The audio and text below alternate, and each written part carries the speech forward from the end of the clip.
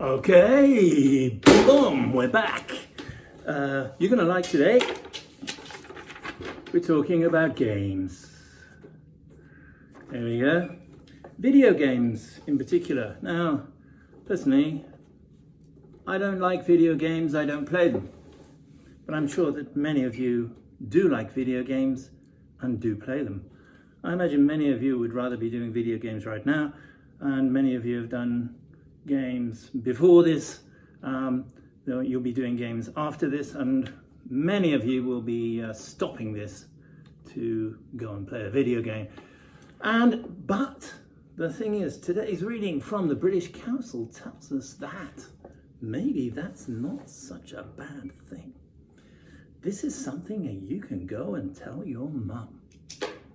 Video games, are they good for you? This is today's reading. Now on the website, as usual, everything there, lots of stuff about games, lots of exercises to do, a little bit of listening. There's going to be a writing I'm going to set towards the end of this, and lots for you to think about.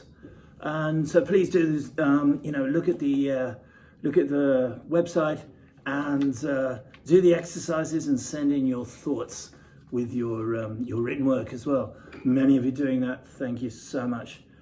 Anyway, we're going on to video games. Are they good for you? Oh, for years, video games have been criticized for making people more antisocial, overweight, depressed. But now, researchers are finding that games can actually change us for the better and improve both our body and mind. Here you go. You're interested. Games can help to develop physical skills. Preschool children who played interactive games, such as the one available on Wii, don't know anything about gaming, have shown to have improved motor skills. For example, they can kick, catch, and throw a ball better than children who don't play video games. A study of surgeons. It's a surgeon gesture. Surgeons who do microsurgery. Yes, microsurgery in Boston found that those who played video games were 27% faster and made 37% fewer errors than those who didn't. 37% fewer errors. You don't want your surgeon making 37. You don't want any surgeon to make any errors at all. You don't want to be going under the surgeon's knife and say, "Excuse me, do you play a video game? Because, I'd rather one who did." But there you go. Vision is also improved, particularly telling the difference between shades of grey. This is useful for driving at night, piloting a plane, or reading X-rays, but not all at the same time, I imagine. Games also benefit a variety of brain functions, including decision-making. People who play action-based games make decisions 25% faster than others and are no less accurate, according to one study. It was also found that the best gamers can make choices and act on them up to 6 times a second, 4 times faster than most people. In another study, researchers from the University of Rochester in New York, experienced gamers were shown to be able to pay attention to more than 6 things at once without getting confused, compared with the 4 that most people can normally keep in mind. Additionally, video games can also reduce gender differences. Scientists have found that women who play games are better able to mentally manipulate 3D objects. There is also evidence that gaming can help with psychological problems.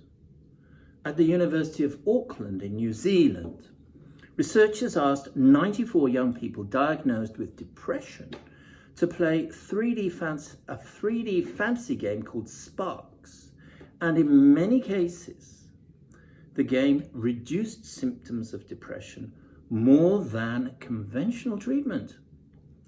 Another research team at Oxford University found that playing Tetris shortly after exposure to something very upsetting. In the experiment, a film of traumatic scenes of injury and death are used. So this can actually prevent people having disturbing flashbacks. The effects are not always so positive. You might want to skip this bit with your parents. However, Indiana University researchers carried out brain scans on young men and found evidence that violent games can alter brain function after as little as a week of play, affecting regions in the brain associated with emotional control and causing more aggressive behavior in the player. But Daphne Bavalia, one of the most experienced researchers in the field, says that the violent action games that often worry parents, according to Daphne, most may actually have the strongest beneficial effect on the brain.